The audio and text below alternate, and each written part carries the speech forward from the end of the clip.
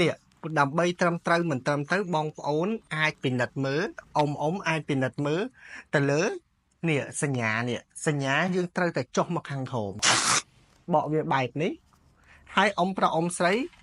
ពិនិត្យមើលខ្សែទយោណាហ្នឹងហើយយើងពួកដៃយើងមួយខ្សែទយោហ្នឹងមកហើយយើងចាប់ដើមទាញនេះទាញមកវិញមកទាញអាដើមវាហ្នឹងណាឃើញតែពេលយើងទាញភ្លាមយើងអត់តន់ត្រូវទេឃើញទេអញ្ចឹងអ៊ំប្រុសអ៊ំស្រីរុញចាប់ដើមរុញវាធ្វើមិនខ្មិចឲ្យមកស្របជាមួយនឹងដើមដៃរបស់យើងនេះហើយអ៊ំមានចាប់អារម្មណ៍នេះសញ្ញាព្រួញរបស់វាគឺចុះមកខាងក្រោមពាក្យឈាមខាងលើរបស់ខ្ញុំ112មីលីម៉ែត្រ mercury ដែលពេលខ្លះខ្មែរយើងហៅថា11.2 អញ្ចឹងណាដោយសារតែមកខ្មែរយើងពីមុនរាជនិយម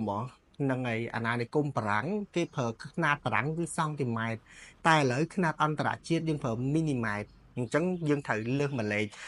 112មីលីម៉ែត្របារ៉តសម្ពាធឈាមខាងលើសម្ពាធឈាមខាងក្រោម70មីលីម៉ែត្របារ៉តនិងចង្វាក់បេះដូង74ដងក្នុង1នាទី